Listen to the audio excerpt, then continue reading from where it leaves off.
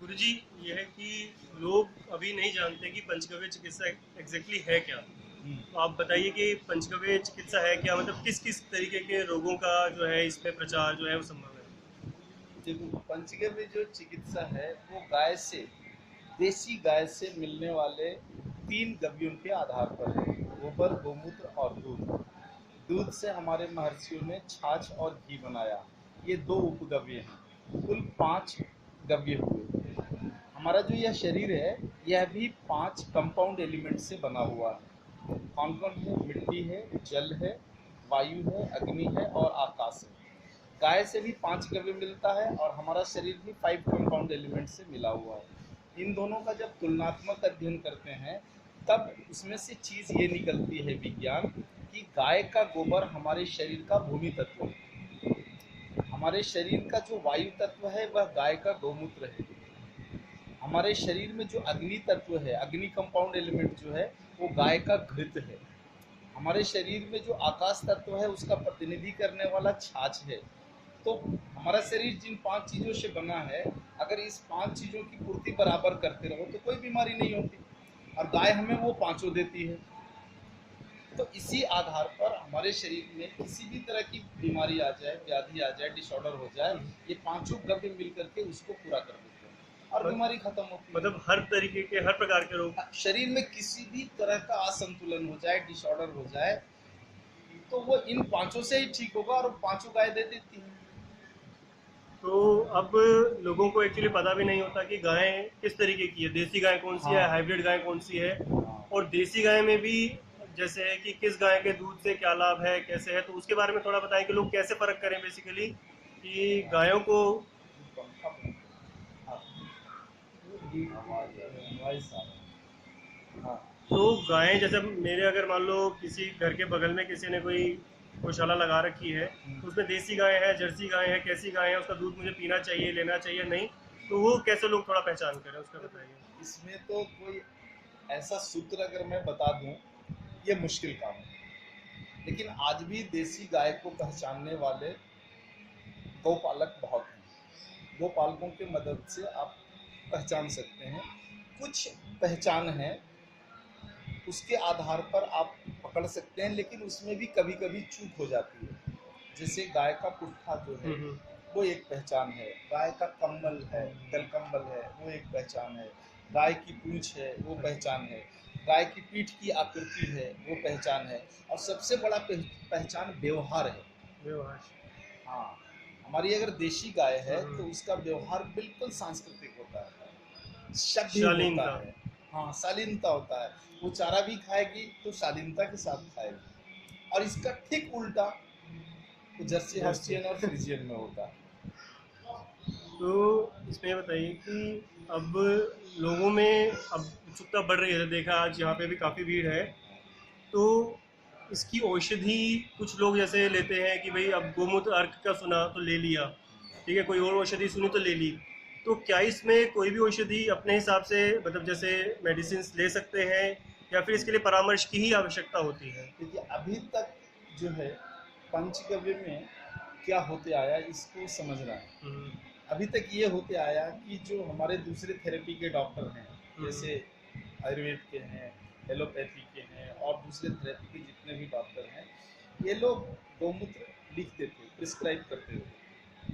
लेकिन आज इसका विकास इतना हुआ है कि पंचगव्य एक कंप्लीट मेडिकल थेरेपी है, कंप्लीट और इंडिपेंडेंट मेडिकल थेरेपी है। इसके एक्सपर्ट्स हैं, गव्य सिद्ध के नाम से जाने जाते हैं। आज पूरे भारत में 500 गव्य सिद्ध हैं।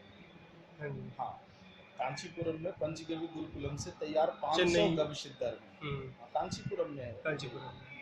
तो इस तरह से गव्य सिद्धरों के पास इसकी पूरी तकनीक होती है। गोमूत्र कब कलेक्शन करना, किस गाय से करना, प्लेनेट की क्या स्थिति रहना, भौगोलिक की स्थिति कैसा रहना, क्या मानसून रहना, इसका बहुत लंबा चौड़ा विज्ञान है। और उस आधार पर गोमूत्र का कलेक्शन जो है संग्रह गाय से होता है। और फिर पूरी तरह से शास्त्रीय विधि से जो है, वो उसका जो है औषध में रूपांतरण होता है।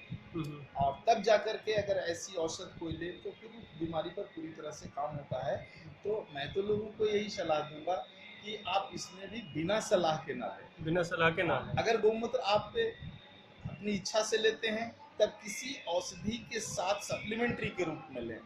लेकिन केवल गौमूत्र से अगर आपको ठीक होना है तो निश्चित रूप से गविसिद्धर से सलाह लेकर के।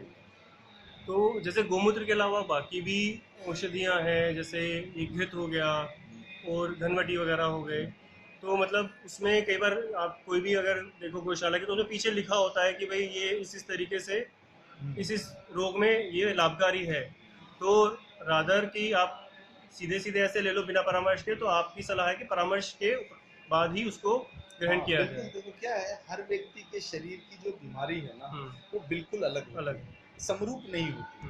तो जब बीमारियां समरूप नहीं है तो समरूप औषध कैसे हो सकती है? इसलिए हमारे गविसिद्धर अपने हाथ से औषधि बनाते हैं और फिर मरीजों को देते तो जैसे आपने बताया कि अलग अलग गो वैद्य बेसिकली जो 500 गो वैद्य जो हैं देश भर में है, तो इसके बारे में और बताइए कि ये संस्था कौन सी है, कहाँ पे है, और इससे किसी को अगर शिक्षा प्राप्त करनी है तो उसका क्या तरीका है? ये पंचगव्य गुरुकुलम है और यह विश्वविद्यालय बनने जा रहा है। तमिलनाडु के कांचीपुरम में स्थित है। इस साल हमने भारत के 9 राज्यों में गुरुकुल का विस्तार खोला है। दिसंबर तक लगभग 17 राज्यों में विस्तार खोलने की हमारी योजना है ताकि तेजी से गविसिद्धर डॉक्टर बढ़ सके इस देश में।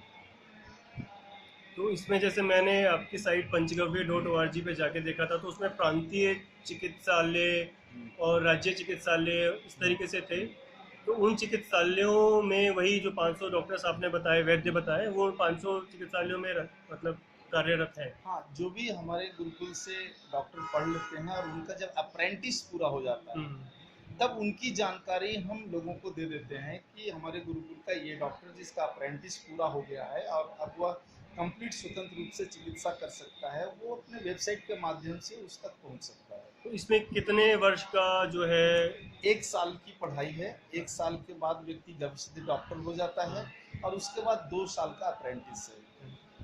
वो हमारे गुरुकुल के आचार्यों के साथ उनका अभ्यासक्रम चलता है। जैसे आज यहाँ आप देखो, यहाँ हमारा जो शिविर चल रहा है चिकित्सा शिविर, तो जितने इस क्षेत्र के गविसिद्धर हैं सभी आए हुए हैं अप्रेंटिस के लिए। तो इस तरह से अप्रेंटिस करके उनको हम तैयार करते हैं। और इसमें ताकि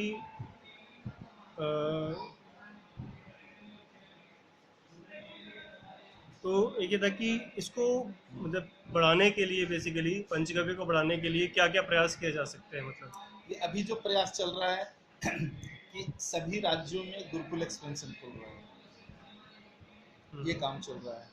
पंचगव्य चिकित्सालयों की जानकारी वेबसाइट के माध्यम से हम दे रहे हैं, ये दूसरा काम हो रहा है। भारत के सभी भाषाओं में गविसिद्ध की पढ़ाई शुरू की है, अंग्रेजी को छोड़कर। भारतीय भाषाओं में? हाँ, सभी भारतीय भाषाओं में हमने की है। इसलिए यहाँ पर अंग्रेजी जानने वाला व्यक्ति ही डॉक्टर बनेगा यह नहीं है, ऐसा नहीं है। हाँ, किसी भी भारत के किसी भी राज्य की मातृभाषा में वहाँ वो अध्ययन कर सकता है। इसीलिए हमने भारत के सभी राज्यों में जल्दी से जल्दी इसको शुरू करने की योजना बनाई है। दिसंबर तक लगभग 17 राज्यों में इसकी पढ़ाई शुरू हो जाएगी। इसमें था कि जैसे आप बता रहे थे जो विश्वविद्यालय का उसको अब मिलने जा रहा है, तो अब कोई भी किसी को भी हम बताते हैं कि भाई इस तरीके से है, तो एक वो मानता है कि इस मान्यता क्या है इसकी, इसीलिए तो सरकारी क्या मान्यता है, ये किससे अप्रूव्ड है, क्योंकि नए लोगों के मन में ये प्रश्न जरूर आते हैं, तो इसके बारे में पूरी पढ़ाई है ये भारत सरकार के पार्लियामेंट्री बोर्ड का है, यानी सीधे संसद का है। और इस देश में संसद से ऊंचा कोई नहीं है। विश्वविद्यालय बनने के बाद वो किस तरह से संचालित होगा वो अभी नहीं बता सकते। अभी जो पूरा जो पाठ्यक्रम चल रहा है यह खुद भारत सरकार संसदीय बोर्ड के अंतर्गत चला रही है। संसदीय, भारतीय संसदीय बोर्ड के? हाँ, पार्लियामेंट्री बोर्ड है ना, पार्लियामेंट्री बोर्ड चलाती है इसको। बहुत बहुत शुक्रिया गुरु जी।